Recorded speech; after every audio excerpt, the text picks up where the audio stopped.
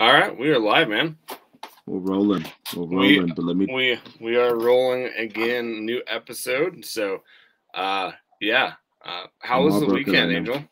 I'm heartbroken. I'm heartbroken. We'll get into that. I'm heartbroken though. I'm heartbroken. But Exactly. before Exactly. we get into all that mushy gushy stuff, let's start off with a Grizz update. There are actually some really cool things to be proud of. If you're a fan of Montana athletics, so I will kick it away, letting Adam take that role, and then we will get into University in Idaho preview, or not preview, but recap Recap. from this past weekend's game. We're going Yes. to spend some time breaking it down as best as we can, and then move it into a Sacramento State preview. So, by all means, Adam, take it away before I crap myself. Exactly. Well, one thing that is coming up, man, October 25th, the maroon and silver scrimmages, both men and women in Missoula, 7 p.m. And I think the women are at 5 p.m. as well. So definitely, if you guys can make it out there, go support them, support their season coming up, and yeah, it's a great time to be had by all. So Yeah, just a chance for everybody to get together. So that's always a cool thing. exactly. Hmm. Men's tennis, they are on the road as of the 21st, this Friday. They're in Salt Lake City for the Utah Invitational. So yeah, they're almost done with their season as well. So I believe the women are in Gonzaga on the 28th. Hmm. So they're pretty busy. They're winding down on their schedule as well. So good luck to them and what they're doing and continuing to build on to their season and what they're creating as well. So 100%, man. Good luck to them. Go Grizz. soccer. Soccer is winding down, man. They've got a couple more matches. They are this Friday at Idaho State and then this Sunday in Ogden. So they're both away games. You can watch those on ESPN Plus. They probably have had not the season that they've wanted. They've had kind of a rough show. They've been in all their contests, but just haven't gotten the result they've wanted. They are right now looking at it. I think they're looking in like sixth place right now with 7 points. 2-3 or 2-3-1 in the conference. They are, I believe, the next week will be doing the Big Sky Conference tournament, and then they'll be hopefully maybe they can make a run at it and get themselves into the NCAA tournament. But probably not the result that they've wanted, but continue to support them and see what they're building out there. The nice part about them, man, is that you can never count them out. Especially with Exactly. Coach C and obviously Gabe being there as well too, and a couple other coaches. I mean, they're extremely talented, and when it comes to that philosophy side of the coaching side of things, obviously have always had some really talented players. So you could just never count them out. So I mean, it's Yep. one of those things. Is like you said, probably not the season that they wanted or expected up until this point, but you can never count them out because you never know with those guys. Exactly. They've got hearts and minds of champions, and so you Yeah, never really can count them out. So, volleyball, man, they've had a great season so far. Coach Lawrence has got that team going, dude, they're so they killing it, dude. Oh they're, my gosh, they're they're doing doing real awesome. well. They are this Thursday. They are in Missoula and also Saturday. So definitely go support the ladies playing Weber State and Idaho State this Thursday and Saturday. If you do not know, they are doing awesome. They're 4-3 right now. They're tied for fourth in the conference. 11-8 overall. They're doing phenomenal. Like we said, historic year. They beat Montana State, beaten some great teams as well. So if you haven't already, go check them out. They would really appreciate it. Yeah, pack the house, baby. Let's go. Exactly. And that's all I've got. Angel, is there anything else you wanted to add with Grizz updates? No, man, 100%. I mean, it was a really exciting weekend for just sports in general. Yeah. Obviously, kind of looking back, and obviously the big thing that that comes to mind is obviously the Idaho Grizz game. You know, Yeah. I think obviously this is the first loss of the season, so we're gonna spend some time kind of breaking it down. Yep. Normally I think we usually take the approach of kind of taking a little bit of a deeper look into the actual defensive side of the ball. I actually want to switch it up again. I think it's time to move the furniture a little bit. Maybe get a little bit of a different feng shui type of feel going right now. So I There you want to go. start off kind of breaking down the offense. Taking a look at the score, I'll kind of just break it down. Idaho scored 3 in the first quarter, 9 in the second quarter, 10 in the third, and then 8 in the fourth. As opposed to our scores were 6 in the first, 7 in the second, 3rd in the third, and 7 in the fourth. And unfortunately, it just wasn't enough to come out with a W. Yep. But let's start off with the offense. I think there's a lot to take away from this game. And so I'm really looking forward to kind of breaking it down. So, Adam, I guess on the offensive side of the ball, what are your initial thoughts? Whew. Well, there's a lot to be desired that we didn't play. It's kind of hard to dive into if you look at it and you're like, whoa, what happened, right? Yeah. If you didn't really look at, oh, hey, well, we only had the ball for 17 minutes, you would say, Great point, yeah. well, what happened? We had 186 yards total.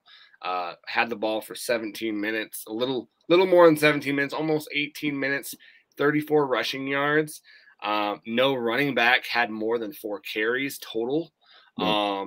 And there was some huge missed opportunities.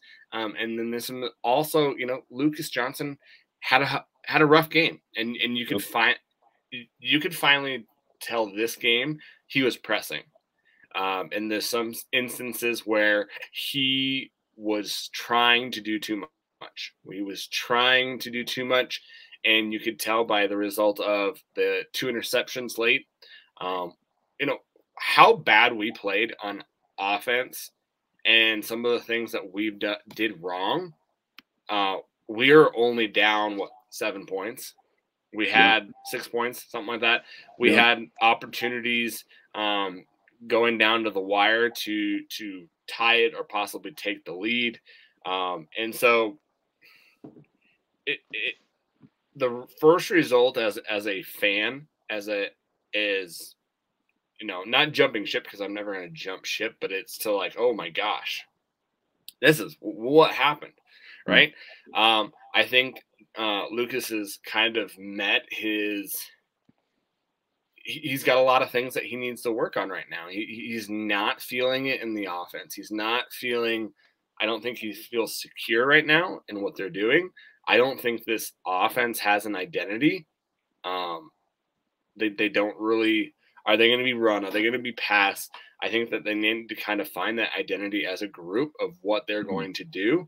And so, we've got a lot of things to work on. And it's kind of a hard kind of thing to say, but this is when our season starts. This is when the rubber meets the road, and you're going to really see, hey, is this team going to grow into something and develop into something great? Or, hey, are we going to struggle? Or are we going to keep on struggling? And are we going to, have a hard time making the playoffs?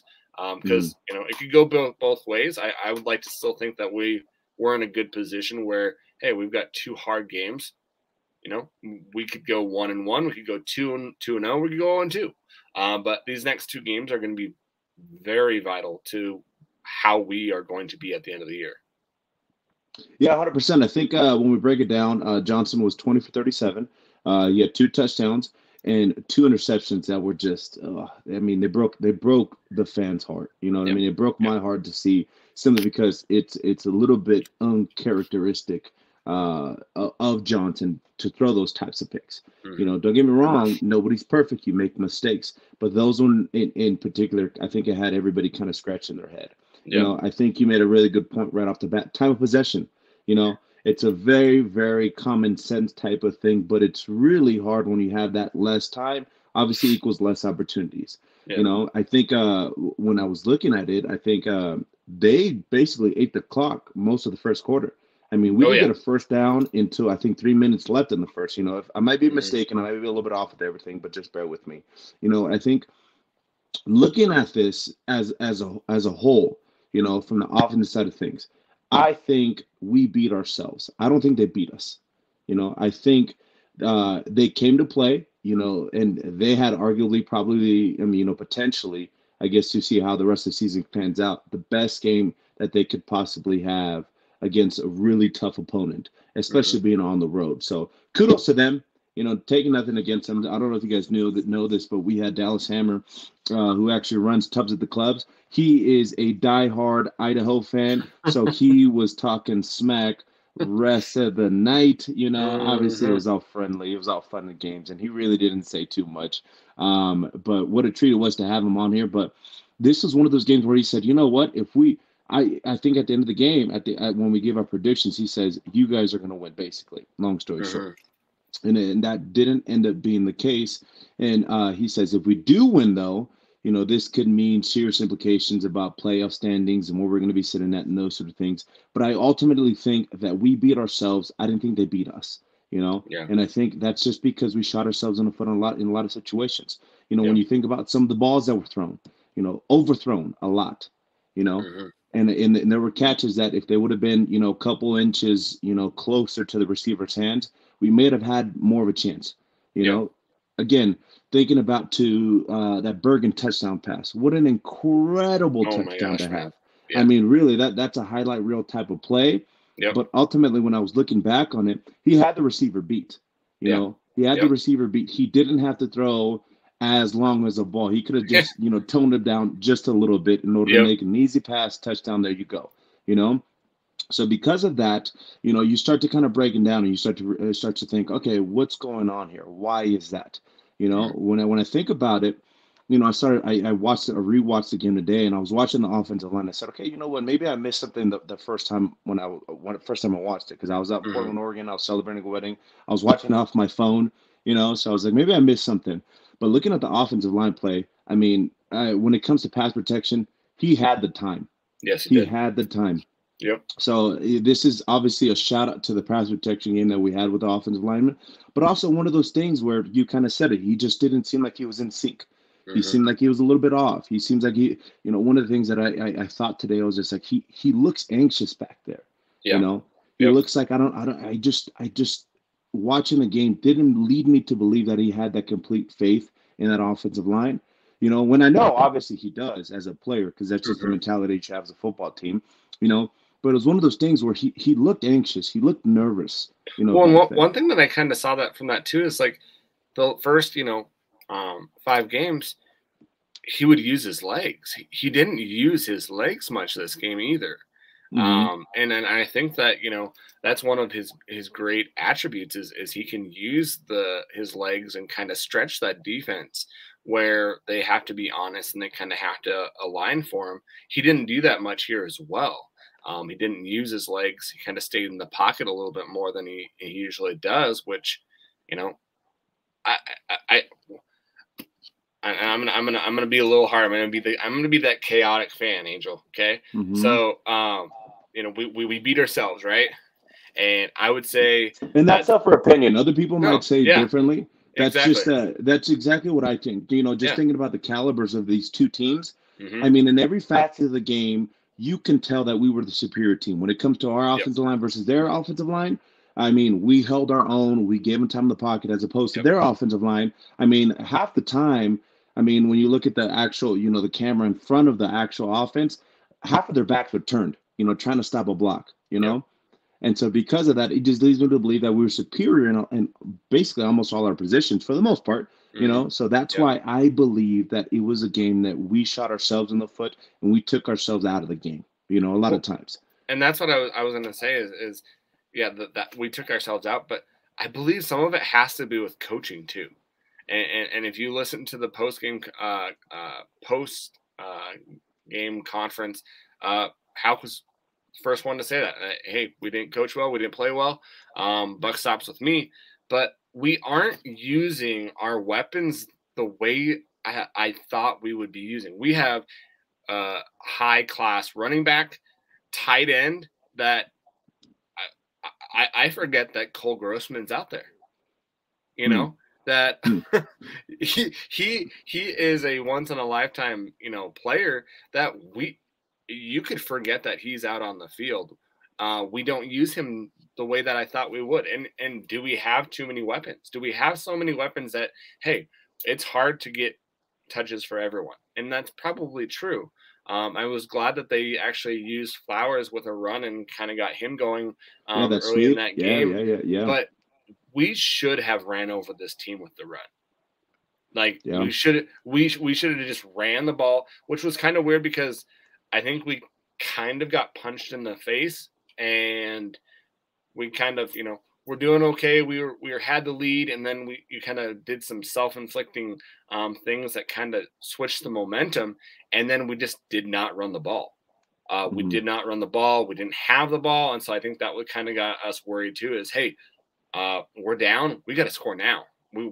We're not going to have the ball. We got to score now, and so then that kind of that gets in your head, but that we should have ran the ball so bad on this team, and it's kind of disheartening because the line did really well In the um, past, bro. in Yes, the pass yes. protection. In the Yes, past, yeah. um, there's some to be desired in the run game, but There's a I, lot to I'm do, happy. and that's where I do get critical, because it's a tough thing, being playing the position. I am speaking from a little bit of I'm putting myself in their shoes. Hmm. I know it always feels like our fault, when things don't go our way. Yeah.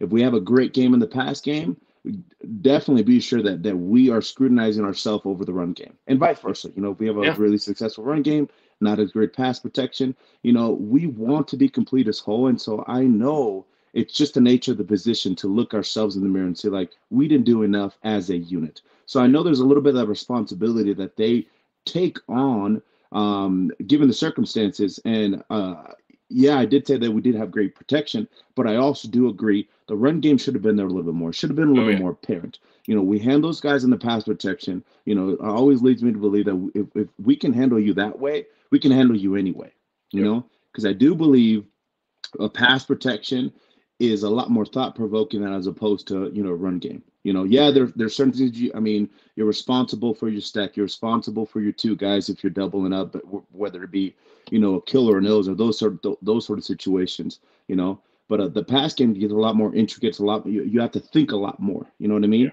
So because of that, it leads me to believe that we should have ran over those boys a whole lot more Yeah. than we did this past Saturday. So I know they're feeling that responsibility. I know they're taking that blame, which is a Hmm. good thing, simply because that's what you want an offensive line knowing, hey, lick your wounds, but also understand, hey, we got to be ready to work back on Monday. And I know that we're already past that for that team. We're recording here on a Tuesday. We'll have the episode out tomorrow on Wednesday. But it's one of those things where it's tough to see, simply Yeah. because you expect so much more, and we just fell short of that. And I know they're kicking themselves in the foot right now. Well, and to come off a bye, this is our bye week. They had extra time, which is kind of alarming to me. And if you look at the data, uh, we've had a hard time the last 4 or 5 years. We've had a hard time coming off bye weeks. Yeah, We haven't played very well, which is something to kind of look at too. Well, what's going on? What's wrong? Is it a scheme? Is it what do we need to get better at so that we don't have those lulls? Because right now, man, we've got some huge games coming up. We've got a huge game this Saturday in a area where it's going to be it's at night, and we'll get into that later. But uh, do we need to change something up on the offense? One thing that I would say, throw it out there, is do we need to look at you know only running two running backs out there? My honest opinion, and I would love to hear from Grizz Nation, is um, do running more than two running backs kind of harness a running back from getting going? Because I really do feel like, hey, these guys need a little bit more reps. They do need to feel like they've got something going on, and so I think that we maybe need to cut it down to, hey, these are going to be our running backs. Maybe we're going to use one of these other guys, especially in goal line situations. But I think that would help. And I don't know what you think, Angel. What are your thoughts?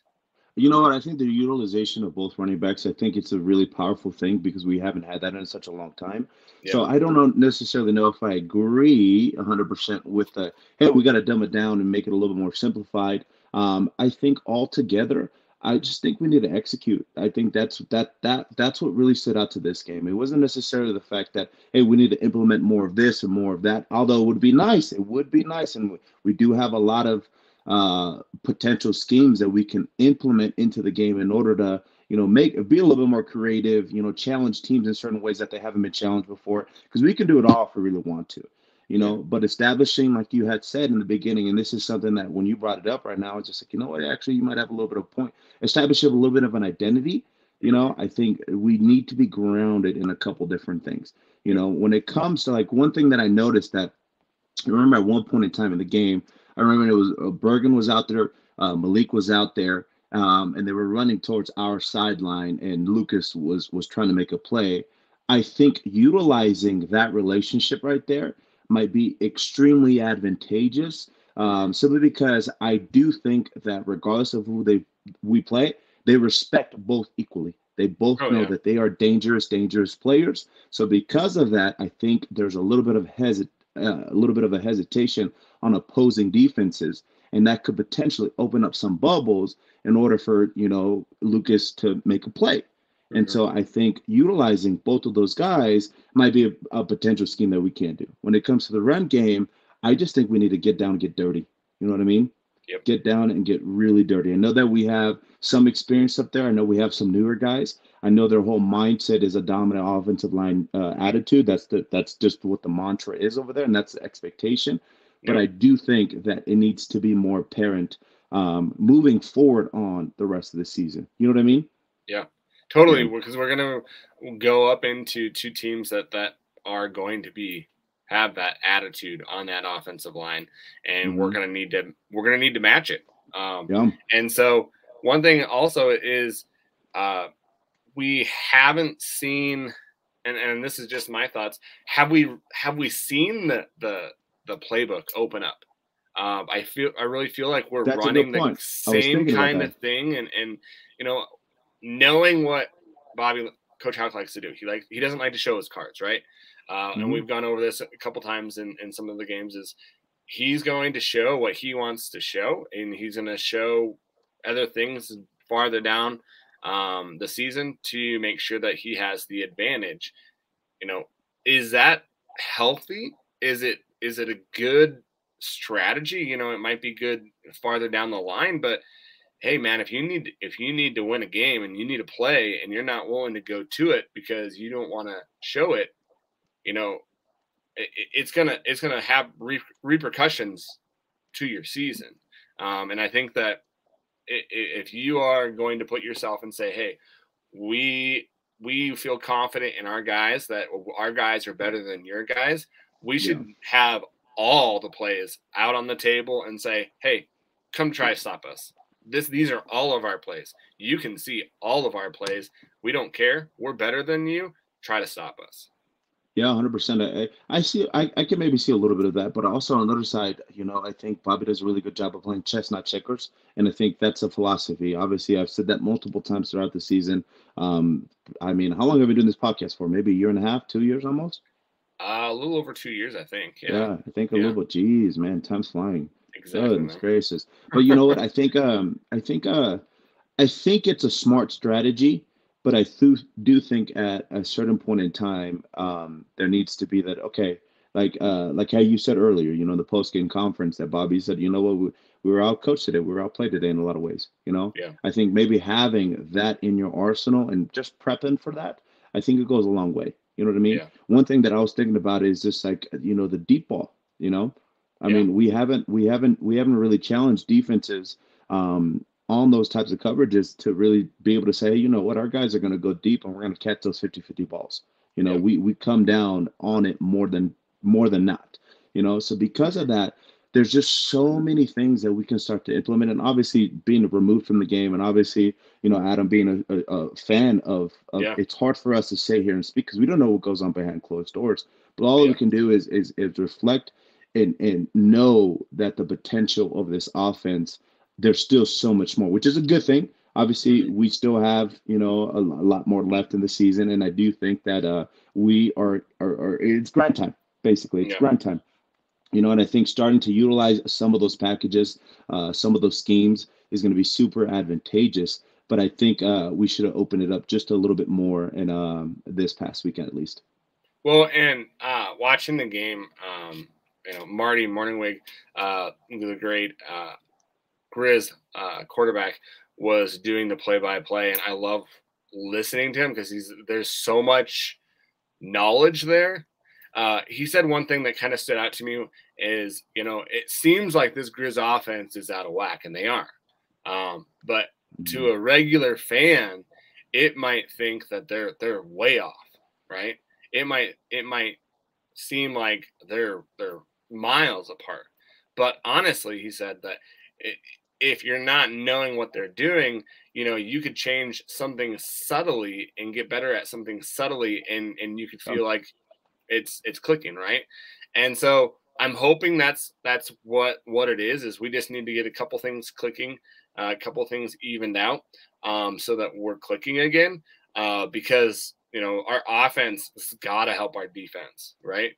If our offense doesn't help our defense, it's going to be a repeat of last year where our defense is top 5 in the nation, and then they just get pummeled because they're so tired by the end of the game, by the end of the season, that they yeah, just don't have any juice left. yeah, And so uh, I'm hoping that they kind of open up the playbook this next week. That Lucas kind of feels a little bit more secure in what they're doing. That he kind of relies.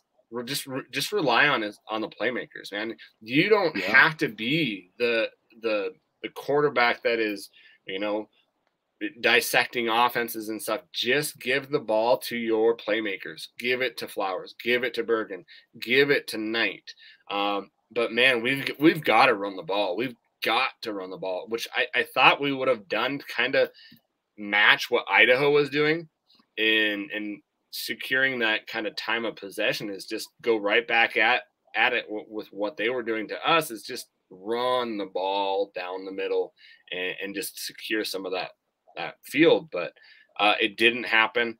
It was hard to watch. It was hard to see us lose to Idaho in the last, what, I think it was like 20 some years.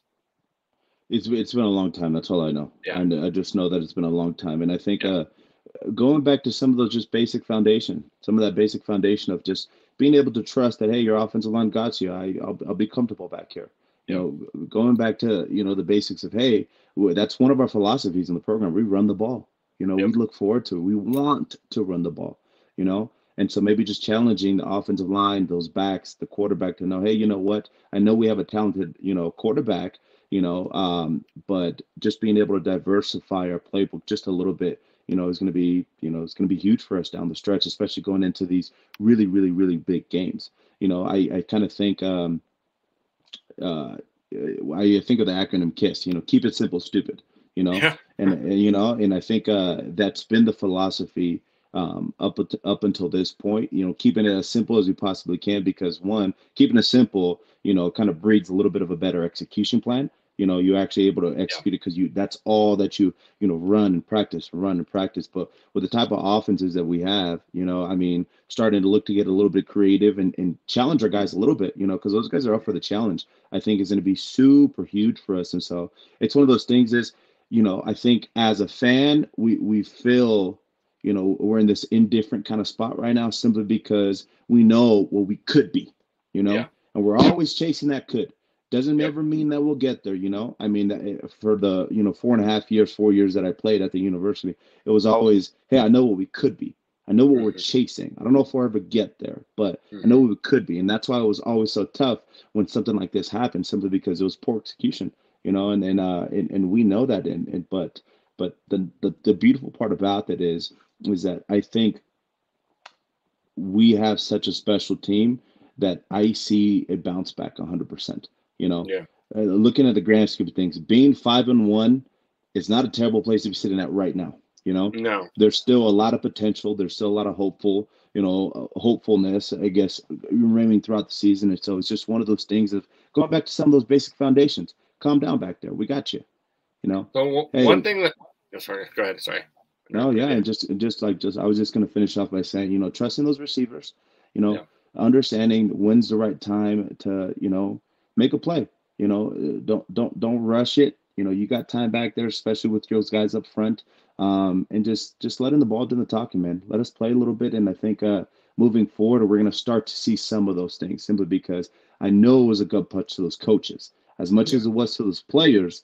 I think it was even more to those coaches because this is everything to them. This is what they've embedded their lives into doing, and I know it's all about winning. It's never about losing, yeah. And I know we hound on that so much as a program. So it's one of those things. Is I think there's going to be some fun stuff to watch moving forward from our offense. And totally, I think like what you said, going off of what you said, Angel, we haven't played a full game.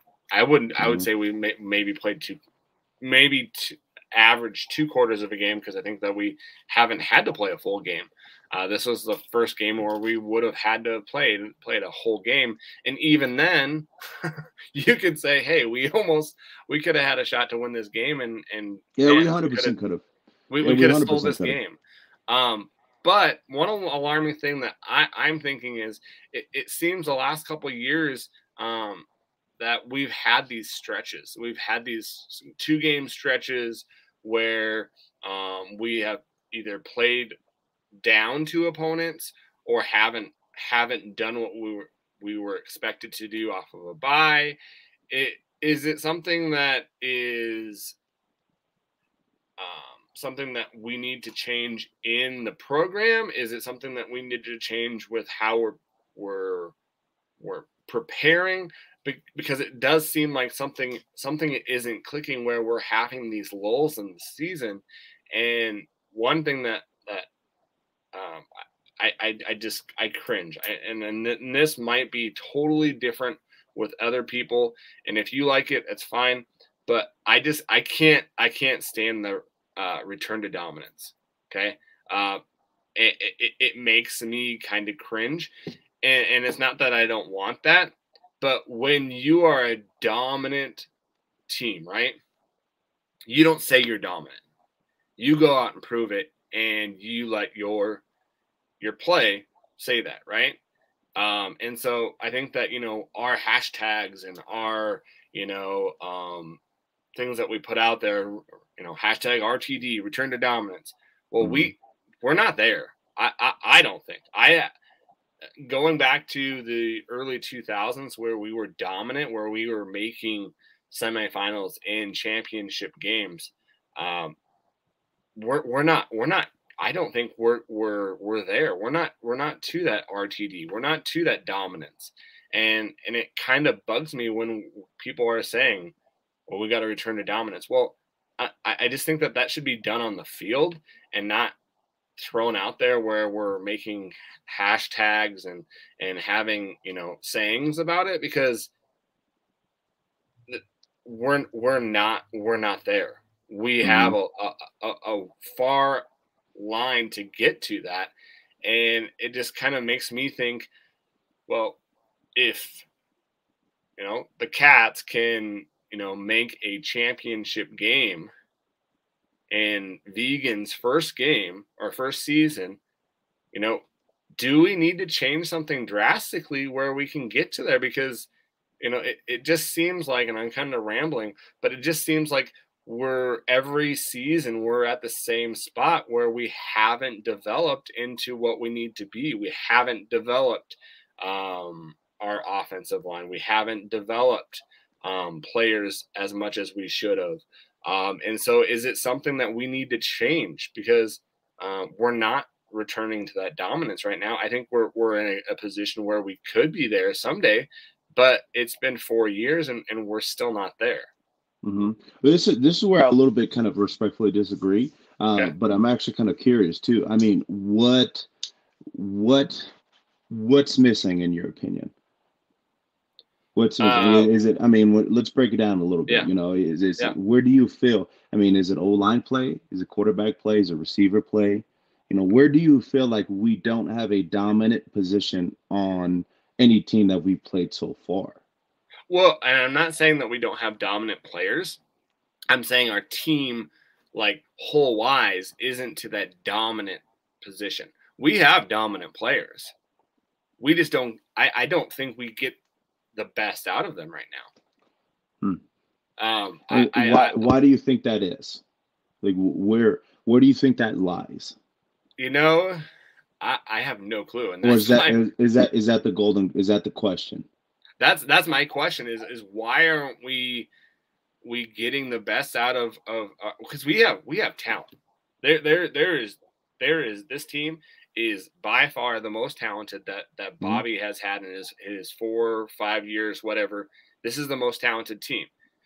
Our talent can rival any of the contenders into this season, but can we consistently get that talent to play at a level where they can be? And I'm seeing some of it. I'm not seeing, a lot of it. The line, that's been kind of a thing that we've all have said that they have the talent. They haven't had that attitude, like you said, like the offense of the Dola, right? They haven't had that attitude where they're smash mouth, where they're just pile driving and pancaking, blocking all these guys. I think that we could get there. We have some talented guys. Our wide receiver core is very talented. Running back, very talented. We've got some guys that are that teams would die to have on their team. Um, you know, I think Lucas is a good quarterback. I think we have good quarterbacks behind him. Have we developed those guys? I don't know. I don't. I can't say that because I haven't seen those guys play. I really truly feel like Chris Brown was halted last year from his development because they didn't play him. They weren't allowing him to develop because they were kind of holding him back with what they wanted him to do. And so that's my question out there is this dominance that we're trying to get to, what is holding us back from that? And it's kind of alarming because we kind of hit these strides in the seasons where we falter, and then we try to get back, and we get back to where we think we can contend, and then we make an exit in the playoffs. And I think there's some things on defense that we need to change, and I think that they tried to this last game where they saw some things, but it just didn't happen. But what are your thoughts, Angel? I don't know if I answered your question because I think I'm just kind of searching. No, yeah, 100%. I get where you're coming from. I mean, like you said, you're just looking for that question Yeah, of what do we need to do to return, yeah, and I think that's where you're kind of coming from. Not necessarily saying that we don't have the infrastructure in place in order to be successful. It's just more of the where's that execution that I guess that expectation kind of lies, and yeah, so I think. So when it comes to the mantra, I think when it comes to return to dominance, it's all mindset based. That is what we are striving to do. Just like when we meet at the beginning of the season or throughout the year, basically, it's the same conversations. What do we need to do to be successful in the game? Well, okay, obviously we need to stop the run. Obviously, we need to be really good on third downs. We need to run the ball. We mhm, just need to be efficient. And so where does that execution kind of lie? And it brings up, an interesting point, and you just kind of mentioned it yourself. You said, we have such these the high of highs, and then we have these low of lows. And yeah, it leaves you wondering, what do we need to do to be right here in the middle? You know what I yeah, mean? To be consistently and kind of, and that is the golden question. yeah, When are we going to get there? So I like the mantra of return to dominance because it gives us something to chase, and it's a yeah, goal, just like yeah. anything else, just like anything we else have in the program. It just obviously takes a step back and looks at the broad scheme of things. So I actually like it as opposed to the cringiness that you get out of it. Well, no, and I don't, and I think for player wise, that's awesome. That's like I think that those things, you know, that the RTD, I don't think that should be used out in the public. I think that that's something that should be inside in house, right? That's Mm-hmm. just for the players, because I, I can say, hey, yeah, RTD, but that's not up to me. That I have no role in that. I am sitting on the couch watching and trying to be involved as much as I can, but that's not up to me. That's up to the Mm-hmm. players, and they're working their butts off, and so are the coaches. And so, something like that, like it's cringeworthy to me because I have no involvement in it. It's cringeworthy to me because I don't think we're there, and I think other people think we are there, and so that's why it's cringeworthy to me. And hopefully people don't get mad at me for that. But if they are, you can hit me up and we can talk about it. But it's something that I think it is a good thing for players, for the fans. Uh, we have no involvement with it. And so something like that, I wish that was just for the players and the in-house staff, because I want them to be dominant. I want them to, be pummeling these guys like we used to, and consistently, right? And like this last first 5 games, obviously there were teams that did not have a winning record. You know, uh, Idaho was our first team that had a winning record. We're going to be playing some teams that have winning records now, and this is a do or die type of situation with our season, where the rubber meets the road, and we've got to perform, and we've got to figure some things out. And I wish we were able to figure them out before this kind of road trip that we're going to be on. But it's not going to work out that way. And I think that we just need to, like you've said, Angel, get back to what we know, get back to what we know we can do well and can be confident in, and build off of that, because it's do or die. Mm-hmm.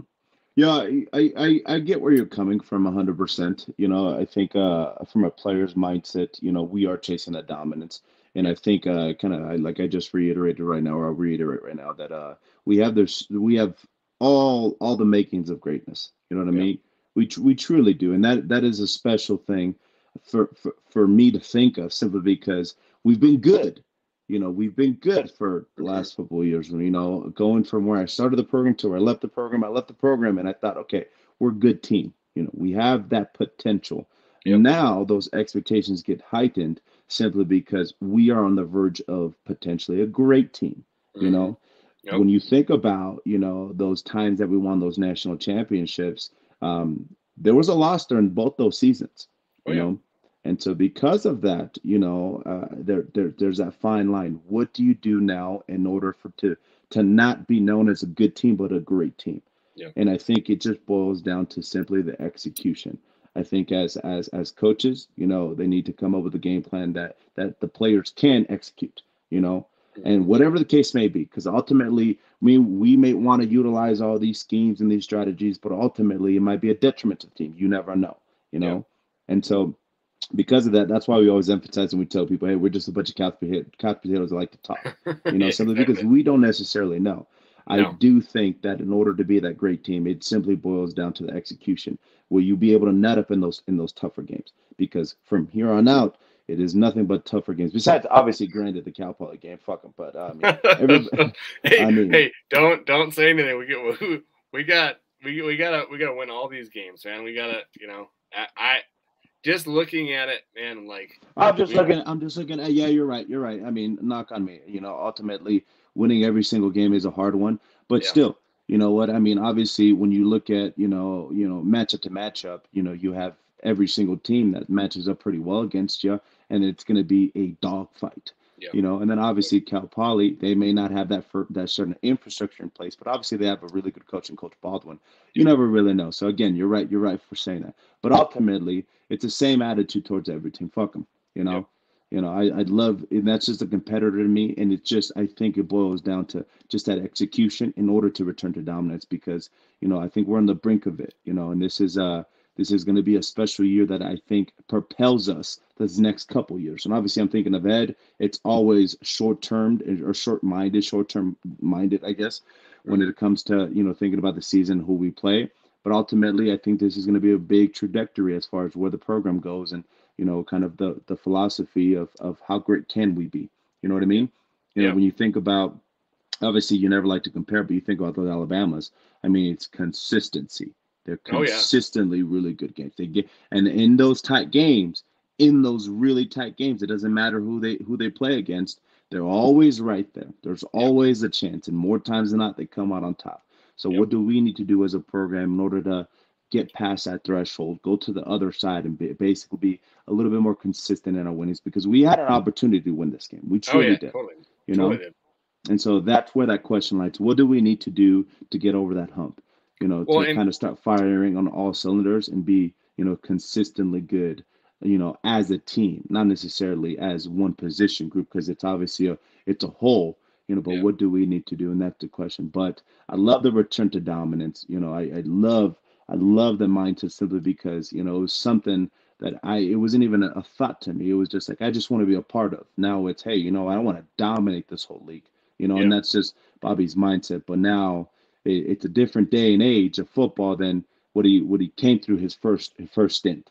Yeah. So how do we kind of adapt? Because the football is going to change in certain ways, but it always comes down to the basics, and what can we do? How can we dominate in those basic facets of the game in order to, really be the next great team? Yeah. Well, I got a question out for you because we've talked about it that we don't have not necessarily an identity, right? Have you ever felt that going in a game when you were playing Angel? Did you ever feel like, hey, we were lost here, where we don't have an identity?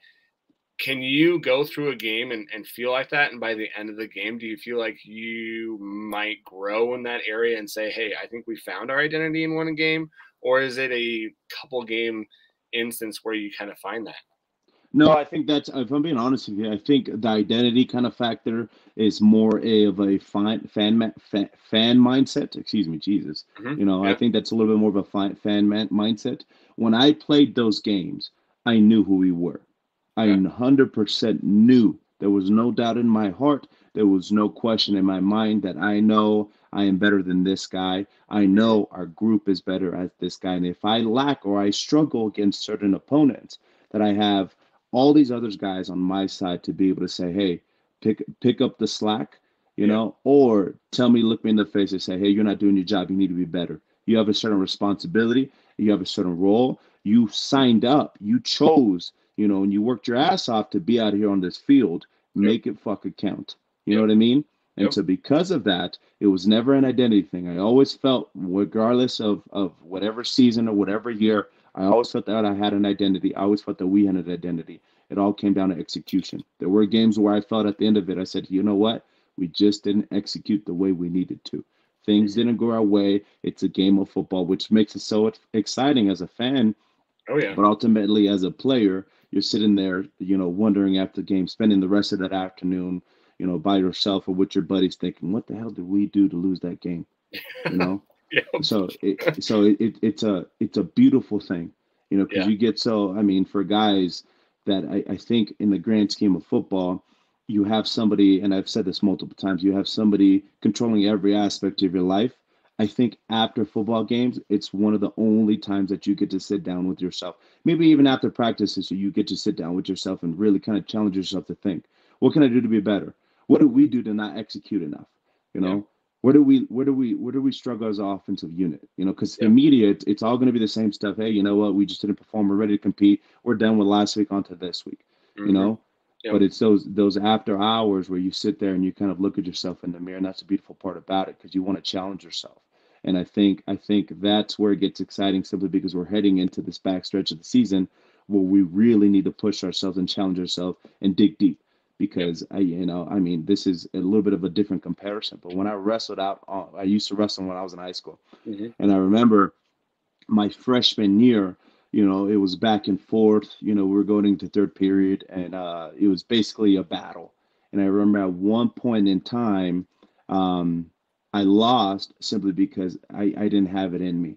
And it was one of the most disheartening moments of my wrestling career, because I remember laying there after and I'm saying, you know what, I gave up. I Hmm. gave up. And that's a tough thing to say as an athlete. Look at yourself and say, Yeah. hey, you know what? He didn't beat you. You gave up on yourself, you know. Yeah.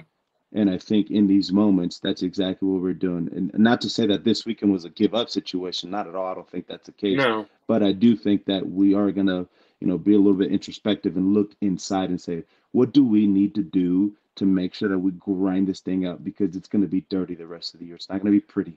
Yeah, because you knew from I don't think any of our players quit, but Mm, you knew that Idaho wanted this, and you can tell that you could tell it meant something. They wanted to come out and play this game, and not that it didn't that our players didn't want it, but it just seemed like Idaho wanted it a little bit more um, mm. than us, and that could be totally off, and I could be so off, but that's what it seemed like to me. But man, let's get into the defense because the defensive side of the ball for how much time they were on the field, they played really well. Oh man, I'm so proud of them. I mean, last couple notes on the Yeah, offense. yeah. Go ahead. I Yeah, mean, I obviously I have a deep attachment, a special attachment to the offensive side of the ball yeah, over any other, kind of group on the field. But it's one of those things where I know those boys are looking themselves in the mirror right now. oh yeah, I know it's one of those things that it's a little bit hard to swallow. It's one of those things where you lick your wounds, and but it's the beautiful part about it is I think those guys do really good about surrounding themselves with each other and basically uplifting each other. And yeah, so I will say this: we had a tough game. We may have lost the battle, but we have not lost the war. And I think there's a lot more to expect, and that's why, as a fan, this is so special. You know what I yep, mean?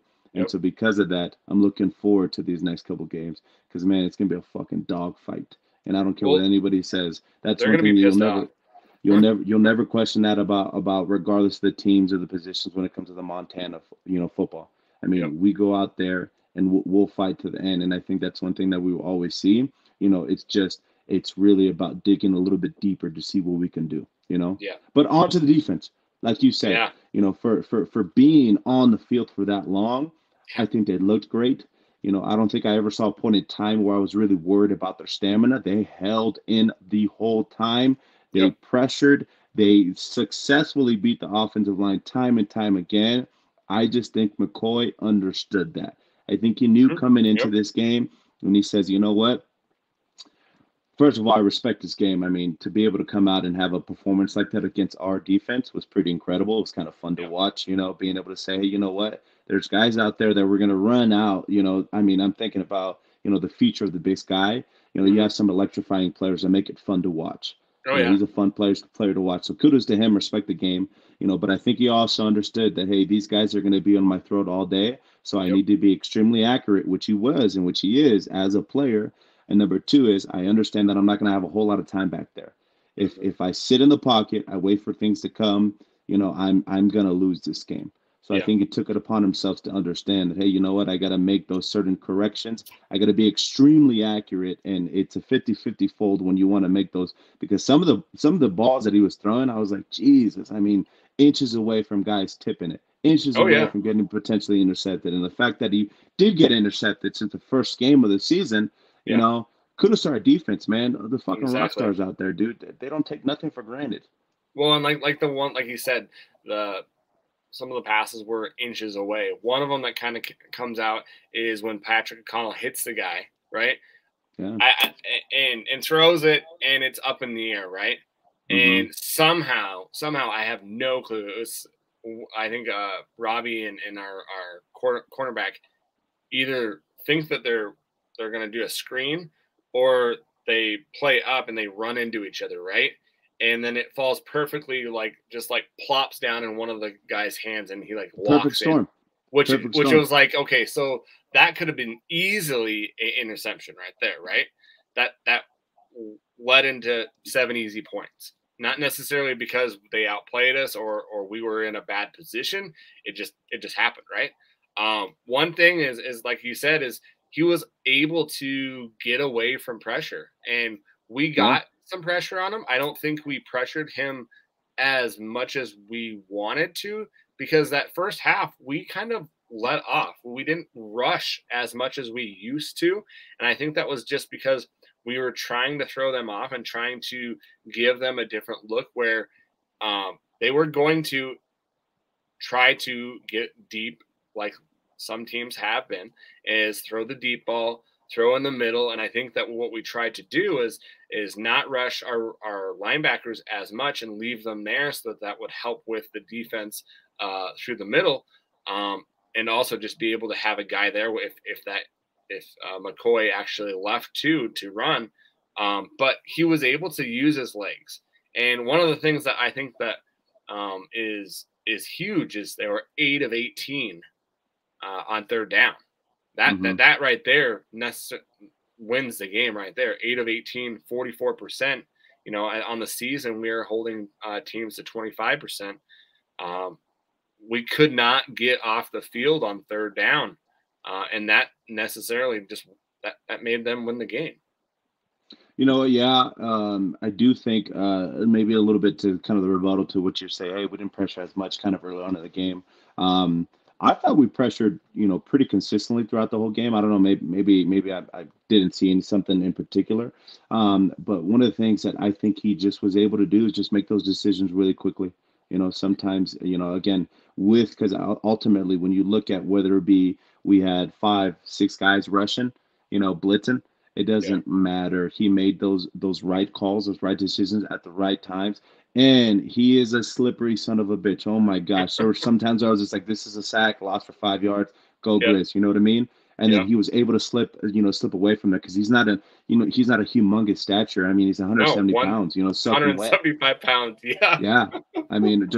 So I know if those guys got the hands on him, I mean, they're going to ragdoll him. Potentially, maybe knocking him out of the game. You just never know with those guys because we have such aggressive defense. I do think that our defensive front, was so superior to their offensive line, and I'm going to hold by this. I mean, I think because of that may have been the thought process early in the game. I was like, hey, our defensive line is just going to sweep the floor with these guys, But once they saw that he had a little bit of success, I think maybe that's where the thought process of, hey, we're going to bring some blitzes in to maybe try to slow him down a little bit. And he was just able to kind of, get out of certain situations. He was able to, have some success with screen passes early on. I saw him to have some success early on. And then just playing under us too, playing under us. I mean, he found a way to make it work. But like I said, some of them, it was just right there. I will call it right now. If we see them again in the playoffs, I don't think it is going to be a close game like it was this game.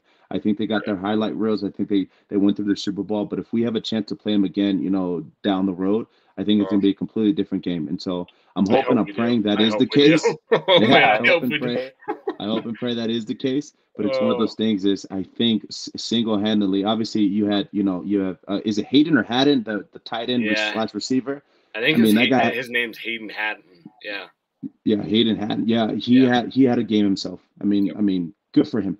Good for him. We knew that was going to happen. We knew that they were going to use either Jermaine Jackson, I believe is his name, or Hayden Haddon, where they were going to use him in those slot wide receivers, which we know that teams are going to do that. We know that they're going to throw the ball over the middle because we're going to be rushing and our linebackers aren't going to be there. Mm-hmm.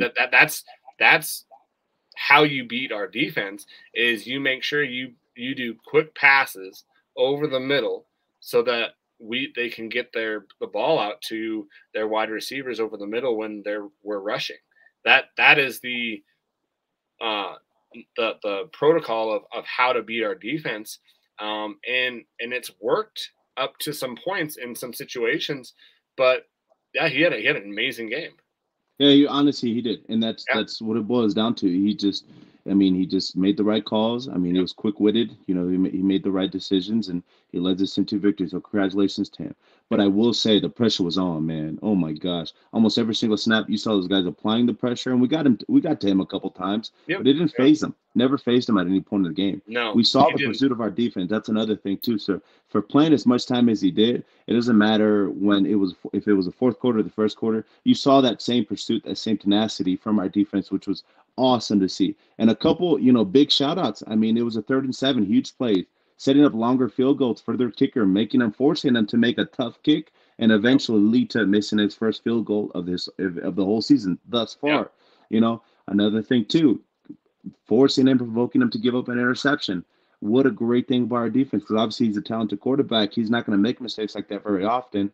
We obviously have not seen him make mistakes besides the first game of the season, getting his kind of his feet wet. So how Yeah. incredible was that to see from our our defensive side of the ball?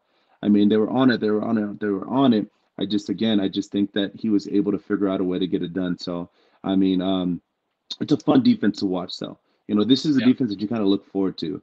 I mean, it makes it so fun because you can tell that they're always up for the challenge. It Yeah. doesn't matter if it's 12 plays deep, they're gonna find a way to go play, and they're gonna make you earn every single yard, and they did. They did. It was no freebies, I think, at No. least. Well, no, and one awesome thing too that it doesn't get kind of called is just the run defense, right? I think Yeah, on yeah. How great was that? Yeah. on the season we're averaging what teams are averaging 70 yards a game on us, you know. So this game let's see, I'm trying to get here the actual yards gained. It was believe I'm watching. Oh wow, goodness gracious. Team total net 52 Yeah. rushing yards off of that three-headed monster that we knew going into that game where they like to rush the ball. They only had 52 yards. And so, the where they hurt us was, in the passing over, almost Yeah. 300 yards passing, 292 yards. Oh no, that's Hmm. total. Sorry, total yards. And so total offense was 344, but the passing was 292. That's where it kind of hurt us, and also just the things that we did to ourselves just hurt us as well. Yeah, like The that's a good point. I mean, leading into the half, I mean, it was 3rd and 1, Yep, or it wasn't 3rd and 1, but I just remember where we had a roughing rough in the the passer passer. call Yep, right before the half.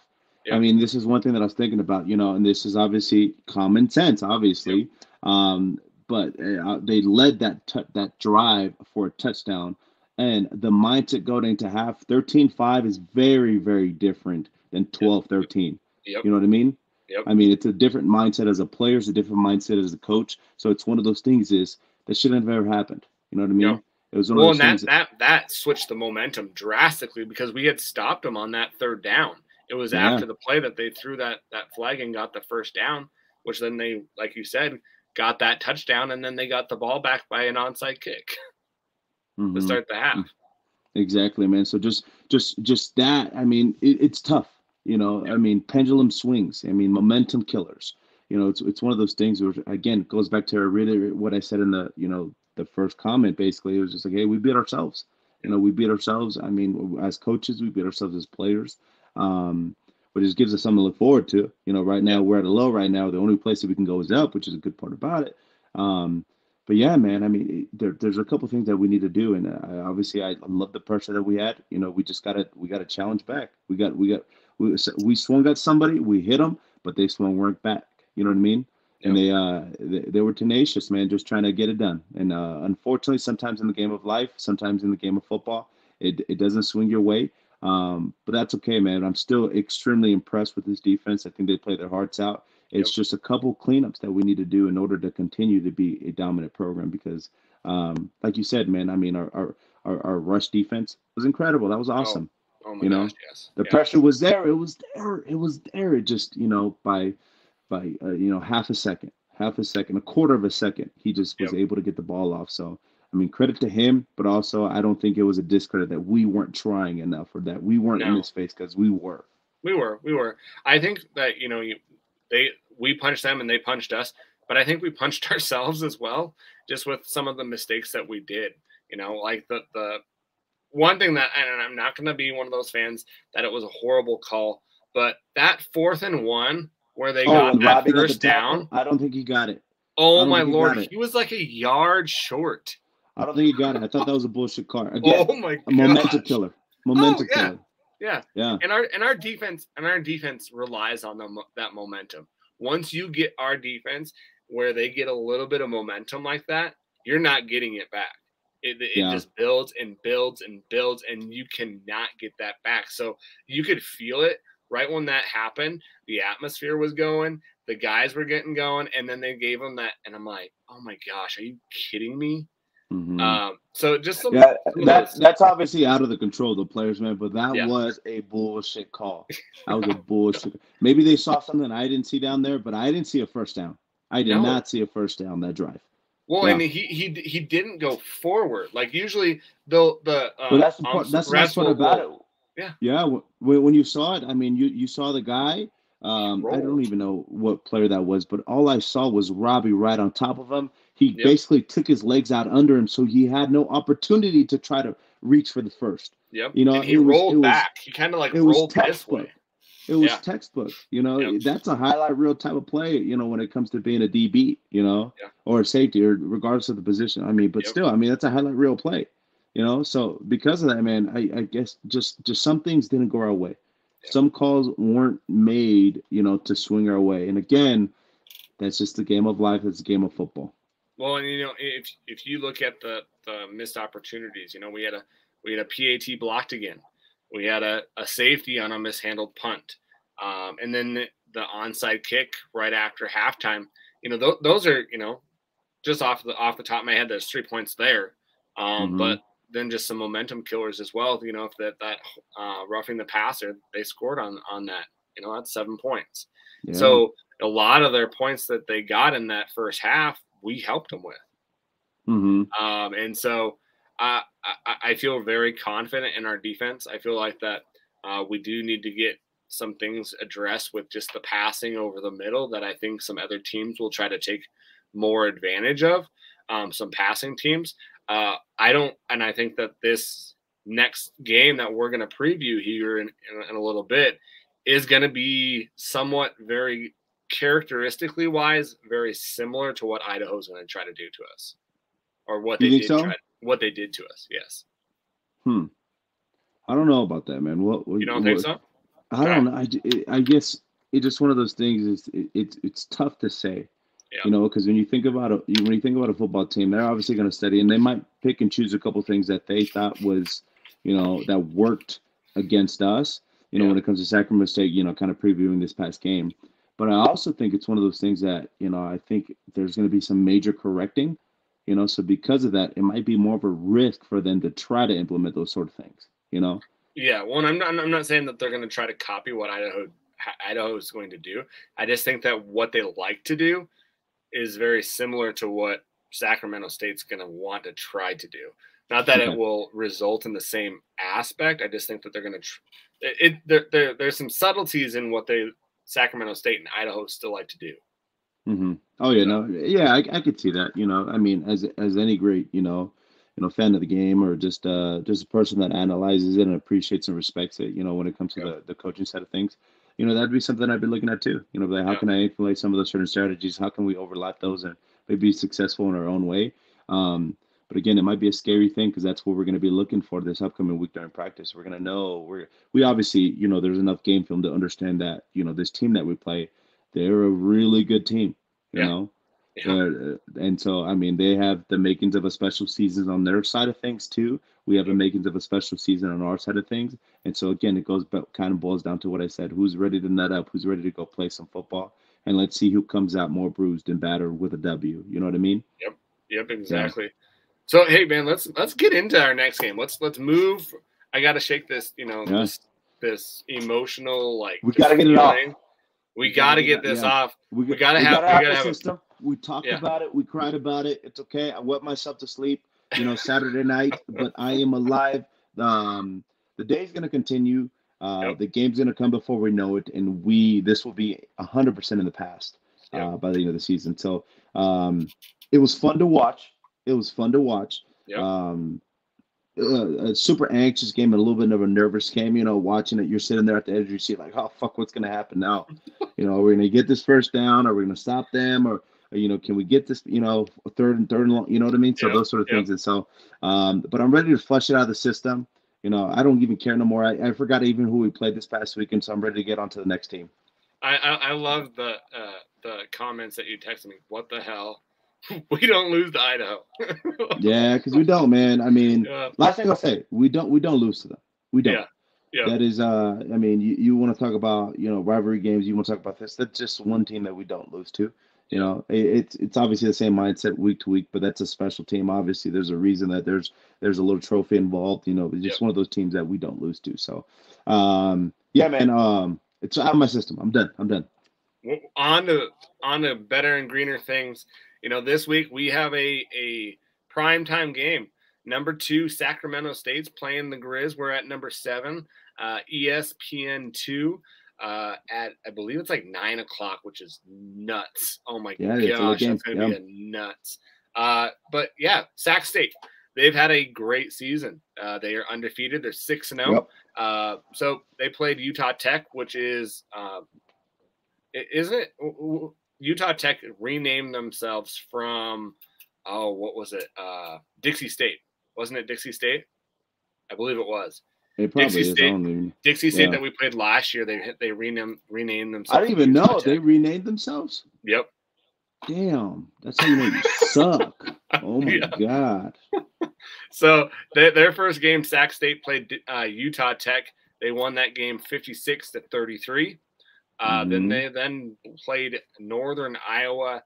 That one was kind of a back and forth game, which I think that Sac State kind of, in the end, was too much to handle, and they beat Northern Iowa 37-21. Then they went to Colorado State, man. They whooped Colorado State. Whooped 41-10, which is, you know, Colorado State, I think, has won one game this year. And even though it's not a football power like it used to be in the Mountain West, to be able to go into an FBS team, no matter what their record is, to whoop an FBS team like that is amazing in itself. That's impressive. Yep. Yeah, you got to give them credit. Played Cal Poly, which this score kind of surprised me. I think it was late where they got their points. 49-21. Cal Poly kind of crept back into that game late. Northern Colorado, they beat 55-7. And then this last weekend, they just pummeled Eastern Washington 52-28, which that was a pretty close game for a couple quarters. It was 21-21, and then they just steamrolled Eastern Washington that last game. So it's going to be interesting. They are also co-defending Big Sky champions. Yep. Yep. And they Taylor, their coach Taylor, has only lost one Big Sky game. How long has he been in the league for? How many? Like 3 years? 4 years? I think it's his third year, I believe. He's lost one Big Sky game. So Coach Taylor has got something going. He's got, some alma maters of ours in Craig Paulson, and then I think they have another guy on their defensive staff that is in the defensive line coach or something like that. Yeah. So they do have some guys that know us. They know what we're all about. So going into it, man, I wouldn't say it's like a triple option, but they do use two quarterbacks. Yeah, I mean, I know they have a dual quarterback threat, that they have back there. They run kind of an ish, like a loose triple option type of offense. That's for sure. And so they're Jake Dunaway is their quarterback that usually when he's in there, most often he's going to be passing it. He's 94 of 145 with 1,121 yards, 11 touchdowns, 4 interceptions. He's only averaging about 186 yards a pass for a game. Their other quarterback is Asher O'Hara. He's thrown the ball 36 times or completed 36 of 47, 320 yards, 4 touchdowns. But that's not where he gets his action. He gets his action when he's running the ball. Yeah, I think he has like 11 touchdowns or something, or total. Total. He's got 11 touchdowns running the ball, I believe. Yeah. He is a preseason all-conference player, but they also have Cameron Scadaboo, who is a beast of a running back. Almost 8 yards per carry. Yeah, 96 yards or 96 attempts, 740 yards, 5 touchdowns. He's averaging something crazy like 124 yards a game. He obliterated Eastern Washington for like 204 yards last game. which Dude, and what's he even was. more impressive that they're like a Oh, top five, offense in the nation right now. I yeah, think they're averaging like five something per game. that's nuts. And like a lot of it is just rushing yards too. Yeah, They're yeah, yeah, averaging yeah. over like 300 rushing yards, which is crazy because like he was. If you look at the Eastern Washington game, that their running back Cameron was like hurdling guys and like Yeah. stiff arming them. Like he knows how to stiff arm. If you want to like not that's an art where I don't think a lot of running backs use now is just the stiff arm, man. But he is a talent with those two kind of running quarterbacks. They do have some guys that can receive the ball. Their preseason all conference tight end, Marshall Martin is a threat. Hmm. 28 receptions, 362 yards as a tight end, 5 touchdowns. They have a couple other guys that we know pretty well from last year. Jared Gibson, who's got 18 receptions and 207 yards, and then Pierre Williams. I think he scorched us. I believe, if I'm remembering right, he scorched us last year. 19 receptions, 214 yards. They both have 2 touchdowns. So they have an offense. Their offensive guard Brandon Weldon is an all-conference selection on the offensive line as well. So they've got some guys. They've got some talented guys. They are very confident in their scheme of what they're going to do. Hmm. They set up the run and they'll get you on passes if you're not careful.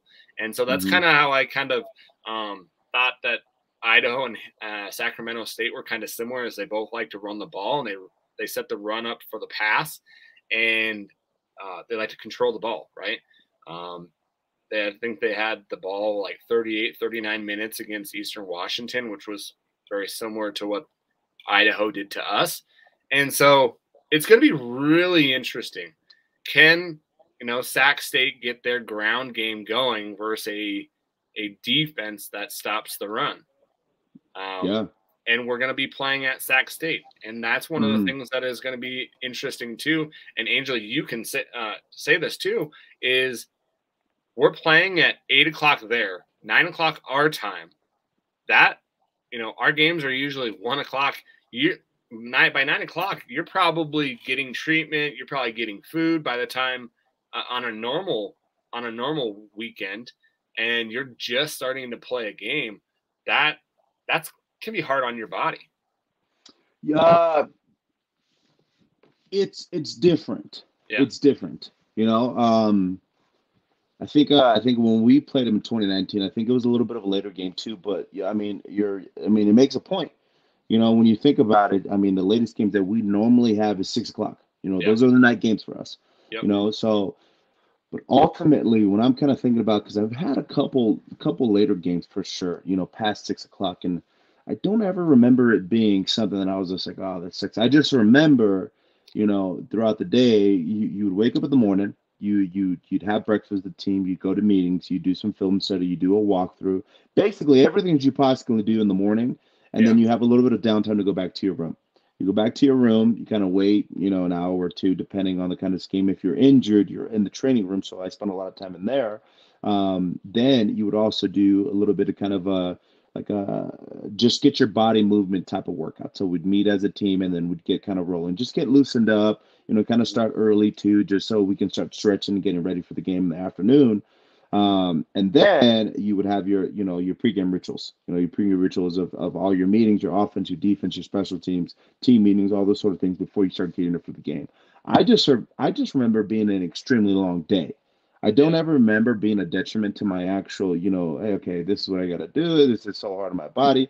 I actually preferred it simply because I was injured. So a lot of times it'd be like, okay, I get so much more time to actually just roll out my body, use a Oh yeah. Theragun, use the hockey pants, get some PT work done, do those sort of things. I get to warm up in the morning too, so I enjoyed it. I never really met anybody. I just remember being like, oh fuck, this sucks because you're here all day Mhm. long. You're in the Yeah. hotel for hours and hours and hours before you start getting suited up and ready for the game. But So I'm not necessarily worried about the late time game. I'm just worried about the quality of the opponent, simply Yeah. because this is a quality opponent. Yes, it When is. you think about it, and we have, and in the Big Sky, I think we have the best rush defense. I think in the FCS, I think we're like third and fourth or something like that, Yep. maybe even a little Yep. bit lower, but we're pretty competitive when it comes to that. And I Yep. think when it comes to stopping their offense, it's going to rely heavily on the scheming. It's going to rely heavily on that defensive front, and it's going to be I think, really our first big challenge.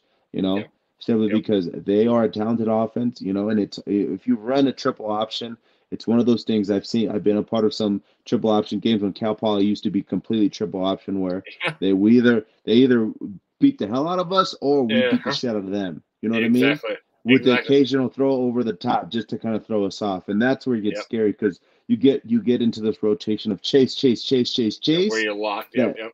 Yeah, where you start to be like, all right, I know they're gonna run the ball, so I'm just gonna chase, as Yep. opposed to being like, okay, as a defender, not a defensive lineman, but as a defender, I need to be aware that, hey, I still gotta be true to the assignment. You know what I mean? Yep. So that's Yep. where it gets a little bit finicky, and it's kind of hard to say. But I know those boys are fucking up for the challenge. Let me tell you that because, oh my gosh, it's gonna be a fun one. That's for sure. Well, They yeah. obviously have some players on the offensive line front. They have some players all the way around with the quarterback. I guess, their dual quarterback system. But it's one of those things you just never really know how to really kind of game plan for something like that because it's so hard. You know what Yeah. I mean? Well, and if you're not careful, if you don't stick to your guns and stick to what you're supposed to do, you're going to get taken advantage of. Like if you don't stay in your lane, if you don't have your ends kind of securing the end of what you're supposed to do, it could be a long night. It could Mm-hmm. be a really long night. And like you said, either you get you get your butt kicked or you kick their butt. It's hard to watch because you're just like, oh, he's right there, right there, he's right there. Just like tackle him, right? But it's not that simple. It's one of those games where I I hate it as an opposing person, like playing against it or watching it, because it works effectively if you're consistently and patient enough to let it work. Mm-hmm. And so yeah, they've got a good system. It's a great team. It'll be interesting to see what they do this year because usually what Sac State does is they have a great season, and in the playoffs they falter. Right? Dude, They they have suck in the playoffs. Yeah. They suck in the playoffs. They have not done anything other than they've had, I think back to back, Big Sky conference championships, but they haven't done anything in the playoffs. So that's the Mm-hmm. first thing. And I think that's where they get kind of the lack of respect is people don't want to, think of them as a great team, or they don't get, not necessarily like this year they have because they're number two, but they don't really get the publicity or the notoriety of other teams is because they haven't shown that they can do it in the playoffs. Yeah. And so other people are kind of hesitant to kind of label them as a contender. But their kicker as well, Kyle Santokowski, is an all conference kicker, 8 of 10. Looks like he's 4 of 6 from the 40, perfect from 30 plus and 20 plus. He hasn't kicked a field goal for over 50 yards at this season. So they've got some good special teams. They've got a good offense, and they've got a pretty good defense as well. If you look at some of the guys that they have, Armand Bailey is their linebacker. He's a stud, 38 tackles this year, 1 sack. I believe 5.5 tackles for loss. Marte Mapu, hopefully I'm saying that right, 31 tackles, 1 sack, who's a nickelback, I believe. And then there's 2 safeties, Cameron Brassard, 28 tackles and 1 interception. Gavin Davis Smith, 24 tackles, 1 tackle for loss. And their other linebacker, Brock Mather, 24 tackles, 1.5 tackles for loss and 1 interception. Uh, they're a good defense. They're a good defense. It's going to be interesting to see what our offense does against their defense and see how we get our offense kind of going. I think that being away from home might help our offense where the pressure of being at home isn't there and they're going into a I wouldn't say neutral field, but like let's be honest, what their stadium holds like 8,000. I mean, I think it actually holds about like 20, but Oh, ultimately they really? only fill like six or something like that. I could be wrong, but Really? I Okay. just remember not being thoroughly impressed. I mean, I think I read somewhere it said 20, Yeah. Okay. but I just remember every game it was about like 6,000, fifty Yeah. nine hundred or something. So nothing that Yeah. I was overly excited about, but Yeah. I mean, I think that might be a good point. Yeah. It might be good to get away from the city for a little bit to kind of get a little bit of a refresh, regroup type of mentality. Yeah. Obviously, coming up a loss, I think obviously they have a little bit of a fire under their ass right now to get back on track. Yep. So I think that kind of swings the pendulum towards our direction as opposed to the team that has an defeat right now. I will say that I do think that Eastern has played in some games early on in the game where they've been a little bit challenged, but always found a way to kind of start to dominate the team that they play. You know, I also think that everybody else's defense is not our defense. I No. also think that they haven't played against a defense that has kind of those four quarters in their system, you Yep. know. So because of that, I'm interested to see how they're able to handle that because once you're down, it's really easy to start rolling over people. Yep. Once you get kind of momentum going, a pendulum swinging in your direction. But I think when you play against our defense, it's just something that you don't see, Yeah. regardless if it's 59-0 or if you're under. These guys are going to be coming for your head. So which is why it's a tall order for those front seven this week. Can really being disciplined to their gaps, to their assignments, really kind of focusing on providing some pressure on those two quarterbacks and really kind of getting after it. Where I do think that we may have a potential to be successful is that obviously they're really talented on the offensive side, but they're a good defense. They're not a They're good. great Yeah. defense. They're Yeah. not a great defense. No. But when you play against a great defense every single day, you automatically have an advantage simply because you're playing against some really superior players. Yeah. So because of that, I think the pendulum's going to swing our way when it comes to I think we're going to start to click a little bit. I think we're going to get a little bit creative. We're going to fall into a little bit of a rhythm this week. And obviously, this is me just throwing out a little bit of prediction, but I think it's going to end up swinging in our direction. Okay. Yeah. Yeah. I think that, we're going to have to look for something on offense to kind of get us ourselves going. One thing that you kind of mentioned, I didn't know if you knew though, but Sac State, their schedule kind of has been kind of like ours. They haven't Yeah. played anybody necessarily, and not any disrespect to Eastern Washington. That's a good team that they have there, but their overall record is not a winning record. They have Sac State has not played a team with a winning record. Mm-hmm. Either have we, except for Idaho. We played Idaho, Mm-hmm. and they've had a winning record. So it'll be interesting to see these teams that are in the top 10, two teams that are in the top 10 that I think we've played. I think Idaho was underrated as a team. I think so too. That team should have been ranked coming into that game. Yeah. That was a good team. By no means should they have not have been rated. So I think that kind of throws kind of if you don't really look at it closely, um, a kind of a haze over it. But it'll be interesting. I'm really wanting to see this game kind of play out because there's so many things that could happen in this game. That's the Uh, tough part about it. I mean, it can swing in so many different directions, you exactly. know? So Yep. it's really hard to sit here and say what needs to be done, what do we need to do on the offensive, defensive side in order to stop them and Yep. obviously score some points on them. But ultimately, you can go in any way. You can Yep. go in any direction. It can follow a certain game plan, to T, or it can be the complete opposite. Yep. And that's what it makes it so hard. Obviously, as sitting here, kind of thinking about it, and I'm sure fans are. It's going to be like, hey, on paper, based off our performance last week, a lot of people are under the assumption that, hey, it's not going to swing our way, which is fair to say. Obviously, I'm Yeah. not mad Yeah. about that, but it's the Grizz. That's the tough part about it. You can never rule them out, Yeah. regardless, which makes us such a dominant team and a feared team in all of FCS.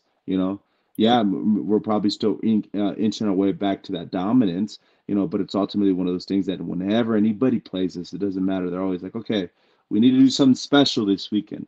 We need Yeah. to have a little bit more consistent practice schedule. We need to be better here. We need to be better here, you know? So Yep. because of that, it's always intriguing. It's always fun to know that we're going to get everybody's best. And I think we're going to be able to see truly the best of both sides. I think our offense is going to step it up a notch. I really, really, truly believe that. I Yep. think our defense is going to continue to perform and cause some challenges for Sac State that they didn't anticipate. I think they're going to Yeah. run into some things that you're like, how the fuck do we stop these guys from doing that? You know? And so it's going to be super, super, super fun. Well, and I think that our team's going to come in pissed. I think that Hell yeah, they are, dog. Hell coming yeah. off of 2 weeks where Idaho State, we should have blew that team out, which it didn't happen, and coming off of a week where they had to simmer on that, and then just things happened in that Idaho game where we had a chance and it didn't happen. They're going to want to get uh, a good taste in their mouth. I think that I go back and forth. I see some things kind of like you said, the pendulum swing one way or it could swing the other way. Hmm. It just it's going to be an interesting game to watch. I'm if you guys do not have ESPN2, you better go to a bar because it's not going to be on ESPN Plus. It's going to be on ESPN2. So I've got to find a place to go watch this game. Dude, I do too. That's what sucks. Yeah. So You know. I'm hoping that hey, if it's on ESPN2, are they gonna sometime during the night or something like that put it back on ESPN Plus so that we can rewatch it if they do. Who knows? But okay, Angel, I've got some keys. You tell me if these keys are good keys or if you disagree with them. Let's Keys to the see. game. Okay. Give me the keys. So stop big plays by O'Hara. Okay. The big plays, he's going to be running the ball. He's their kind of their big play guy where he's able to throw it. He's going to be running the ball. I think that you're going to see the big plays by O'Hara and by Scadaboo running the ball, but also don't get beat by Dunaway where he's going to throw the ball. So limit those big plays. On the offensive side, run the ball. I want our offensive line and our running backs to just run the ball, find some holes, just nash them on the offensive side, and just win that front up there. Hmm. Play clean, right? We've had some turnovers. We've had some personal fouls that kind of got the best of us. Just play a clean game. I think Yeah. if we play a clean game, we win over the turnover battle. We're in this game. We clean up our special teams, which we didn't get to. We got to a little bit, but our special teams is kind of has been not as consistent as we usually want it to be. Hmm. If we sure those things up, we'll be in this game. So those are my keys: run the ball, play clean, win the turnover margin, limit the big plays on Sac State's side. I think that we'll win this game. Yeah, I think if we can kind of create a little bit of a balance between that run pass, I think it'll be super successful for us. It'll give an opportunity for Lucas back there to feel a little bit more confident, a little bit more Mm-hmm. comfortable, understand it's not going to be all on the pass game, which Yeah. obviously would be good. It'd be great to get our running game kind of a little bit more established too, especially when we're so talented back there. You know, getting some of those guys in the right rotation with the right schemes, it's going to be big. One thing that you said that I'm just thinking out, last game, kicking ourselves.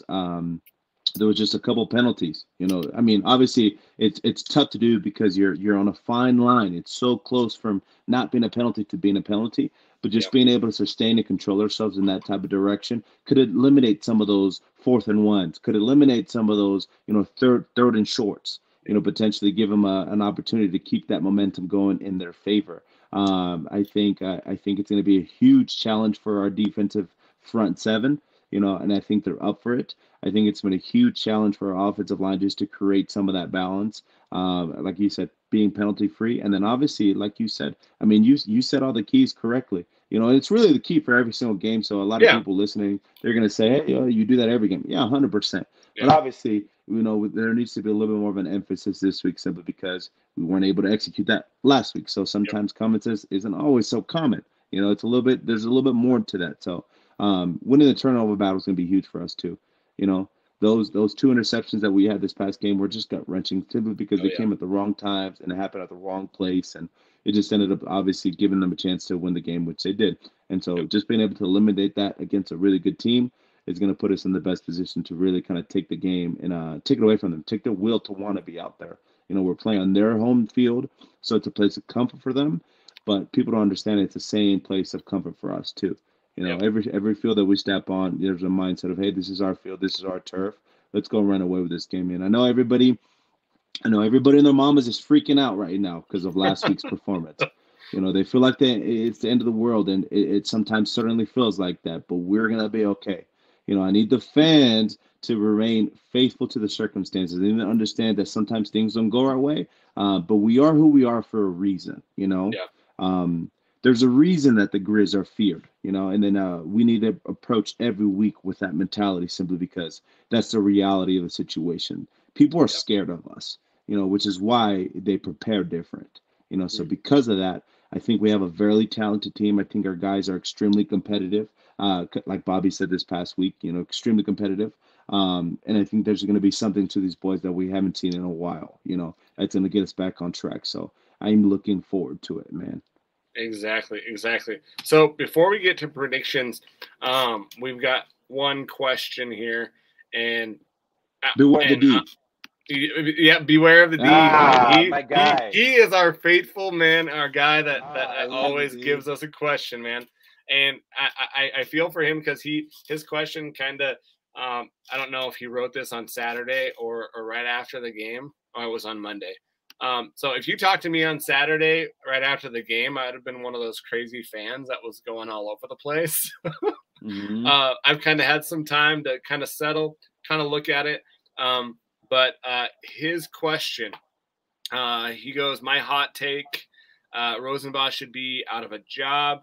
It seems like each year we have a talent on offense, and I have no idea what the offense identity is whatsoever. It seems Hmm. like we cannot execute and have no sense of urgency at times. Way too many Yeah.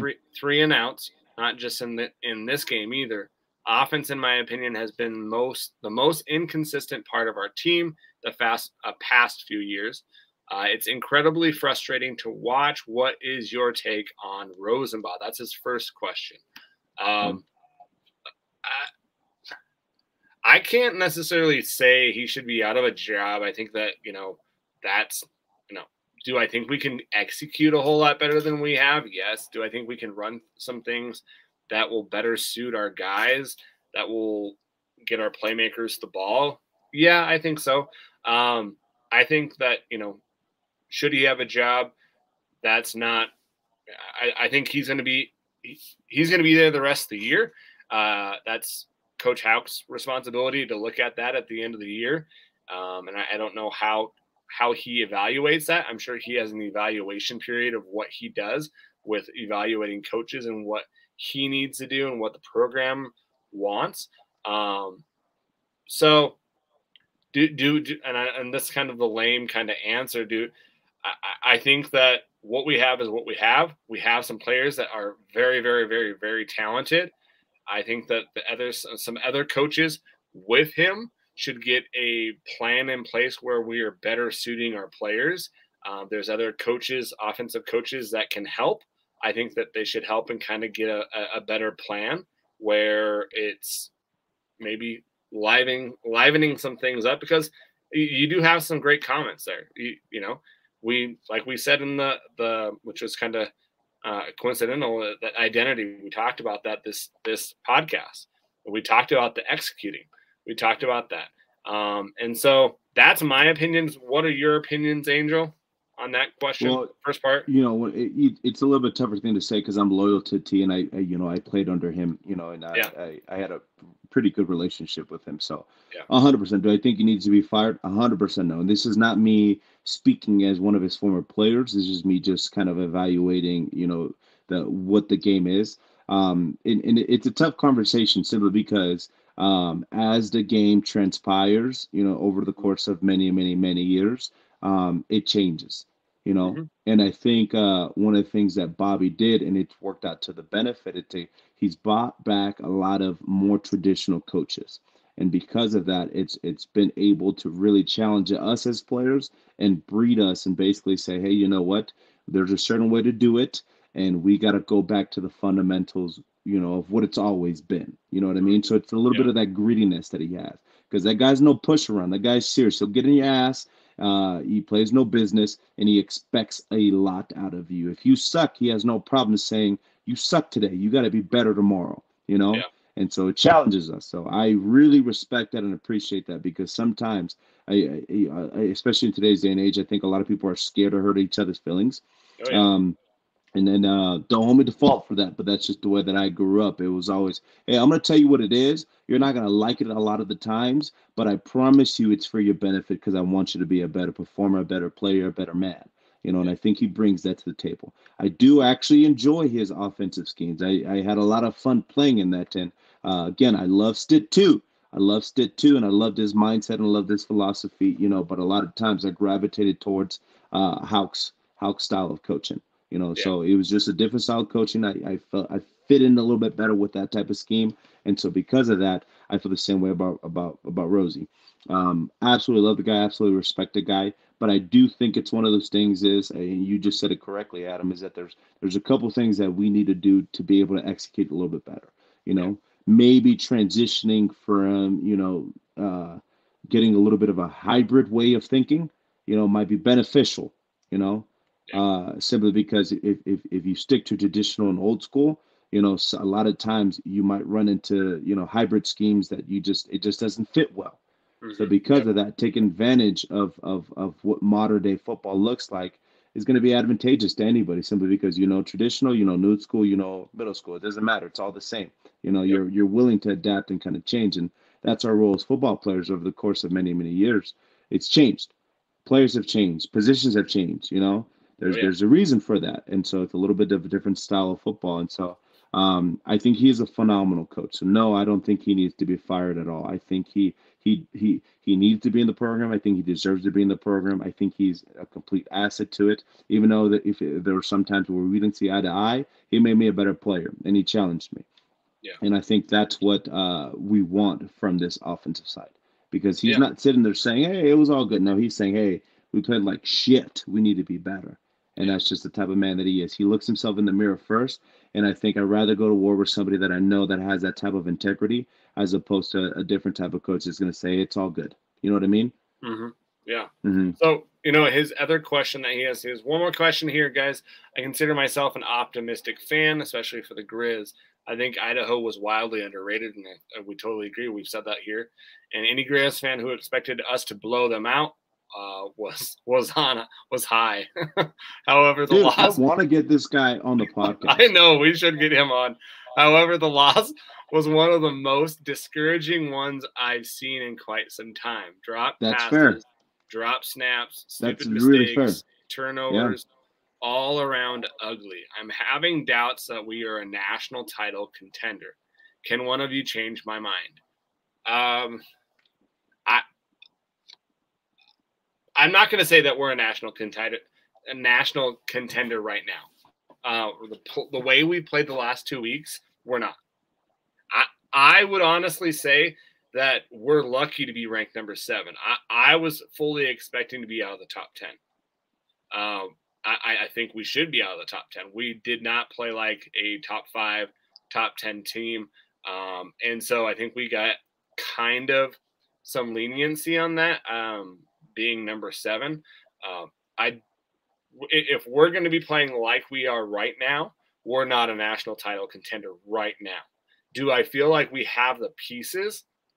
Yeah, we have a top 5 defense where in any offense that we're going to play, you look at North Dakota State and South Dakota State. What are they going to want to do? They're going to want to run the ball. Yes, there's going to be some differences in how they have offensive lines that are great, but we have a great defense as well.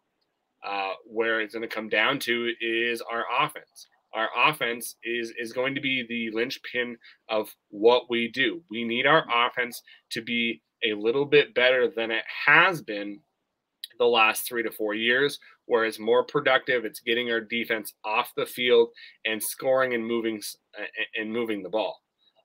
Do I feel like we're a national contender? I think we can be. I think we really can be if we fix some of the things that we have done. And if you look at it, can we say that any of these teams have beaten us? And I would say no. I would say we have beaten ourselves. All these games, and we've only lost one game, but the Idaho State game just feels like a loss just because of how we played. Mhm. All those games we've beaten ourselves. None of the teams were better than us that were outperforming us in. So I would say we can be. We are at that point right now. No, I'm not going to be able to to change your mind right now. Angel, I know that I kind of went around in circles there. What are your thoughts? No, I think you said it. I think you said if there's one thing to hold on right now. Does he give his name? I know it's Beware the Deep, but does he have a name? No, we need to. I will send him a message and be like, dude, we need your name, man, because we need to give you a shout out. Yeah, I love this. I love the questions that he brings about, and I love hearing from him. But I think you hit it on the money right there. I think one thing that we need to be aware of is that a national contention is far away. It's a lifetime away in the player's eyes. We're obviously thinking 1-0. The beautiful part about it, but where the D is at this is that there hasn't been a moment yet that we haven't had a chance. Yeah. That's number one. Regardless of who we play. I mean, we play Sac State. It's a formidable opponent, it's a scary opponent in a lot of people's eyes, but there's a chance, and that's the beautiful part about it. Yep. No, you're sitting here thinking the same thing. I know you're thinking, there might be a chance that we can win this game. There might be a chance that we could win out the rest of the season. There might be a chance that we could make playoffs and make a run for it. There's never a moment in time that I think as a Montana fan that we can't sit here and be like, there's no way. There's no possible way for us. Yep. So that's number one. Something to lean on. Number two is, like Adam said, we shot ourselves in the foot in the game in this past game. Yep. It wasn't anything that they did that was overly spectacular. They had a good game. I mean, congrats to them. Slow clap for them. Plan. But ultimately, we beat ourselves. That's another thing to look at. Yeah. And so, I mean, when you look at those two things, I mean, you kind of realize, hey, you know what? We do have a chance against Sac State because we do. Yeah. We do have a chance against Eastern and Weber State. I mean, that's just what it is. That's what Montana is. And so because of that, hold on to those two things. There's always a chance. It's never a no for Montana. And that's the beautiful part about it. I can't speak to, where we're going to be at in the month of December. But all I can say is it's far from over, Yeah. And being 1-0 is the goal for this week. And I truly think, this is me, speaking from the heart. I think we have a chance, and I'm rooting for them in my predictions. It's the same thing. I have a realistic expectation that we are going to come out on top, but it's going to be a nasty one. And that's what we want here. Yep. Exactly. Hey, and that, Beware the D, thank you for your questions, man. Thank you for always shouting us out and giving us a question. We appreciate it. But that leads us to our predictions, man. I got a question for you, Angel. I should have asked you before.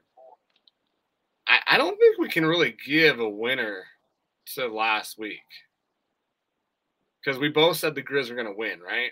Like we can't give a win if we don't. You just want one leg up, huh? Because I got closer to points, huh? Did I get closer to score points?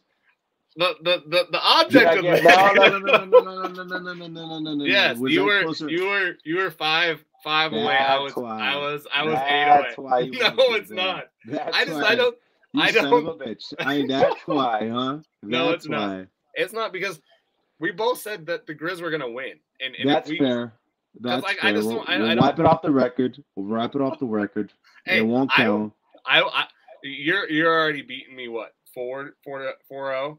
Yeah. I can give you the win because you did. It was. No. It was close. I like a challenge. Let's. You're right. The prediction was a dub. It should have been a dub. We didn't get that. We were wrong. So we'll take that one off the record. Simply because it wasn't in the win category for us. But I guess who went last time for predictions? I went first last time, so it's you up. So it's my time. It's my time. So I think we're going to end up 38-34. 38-34. Yeah. And Grizz win? Grizz win. Of course, man. Of course. Okay. I've been going back and forth on this.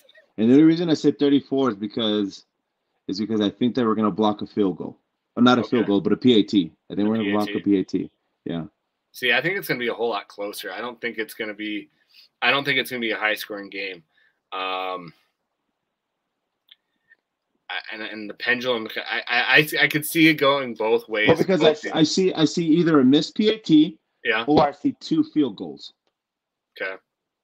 And so that's why I got 34. So I'm thinking 34. I think 38. I think we're in that realm. Okay. I'm gonna say 28-24. All right. I was gonna say 27-24. I really want to, because I think it's going to be that field goal, that touchdown kind of game going back and forth. 28, I don't know how we'd get. I'm going to say 27-24. Okay. Because I think it's going to be a lower scoring game. I think that both defenses are going to, we're going to be locking down the run. And I think it's going to be a close game. I do think that we will win. I think that we could. I see it both ways. I could see it being a win. I could see it being a loss. If we don't come prepared to play, we're going to lose this game. Just because this is a good team, and we've got back-to-back games where we're playing formidable opponents. Sac State this week, Weber State. We have to go to Weber State next week. I think what helps us is they're playing the Cats this week. And so they're playing a no easy team either this week too. So it kind of helps us out that way on the back end. But yeah, we'll see who wins. I need a win, dude. I definitely need my first win of the season. Let's see, bro. Let's see. We'll celebrate. We'll throw you a party if you win this week. Thanks, man. I appreciate it. Guys, remember, please rate, review, and subscribe to the podcast. That helps us out tremendously on Apple and Spotify to get us out there. Also, we have joined the FCS Fans Nation YouTube channel. They've got a lot of other good stuff out there. Different teams. They have a national show that kind of goes over all of the FCS. So give them a look. Subscribe to their YouTube channel. You'll find us there. You'll find all of our videos there as well. But yeah, definitely give us some love out there. Rate, review, and subscribe. And also get a hold of us. You can get a hold of us on Instagram and on Twitter at fightonmontana. We want to hear from you guys. And yeah, can't wait for this week. Yeah, man, it'll be a fun one this week. It's going to be, I'm just going to be glued to the TV, really. Yeah. I'm going to find a place to go watch it. I'm going to support. And again, yeah, like we said, we just joined this FCS Fans Nation on YouTube, bunch of good people. Yeah, they really know their stuff too. So if you guys want to get an insight a little bit about what's going on in the FCS or the Big Sky, they'll give you a little bit of an insight. And so it's always fun to kind of compare and contrast because they're super talented. They know what they're talking about. And so, and they're good people too. So it makes it fun and competitive. So again, rate, review, subscribe. Let us know what you guys think, what you guys want to talk about. Beware the D. We need to have you on one of these days, man. Exactly, man. And go Grizz, man. Go Grizz, fight on. There you go.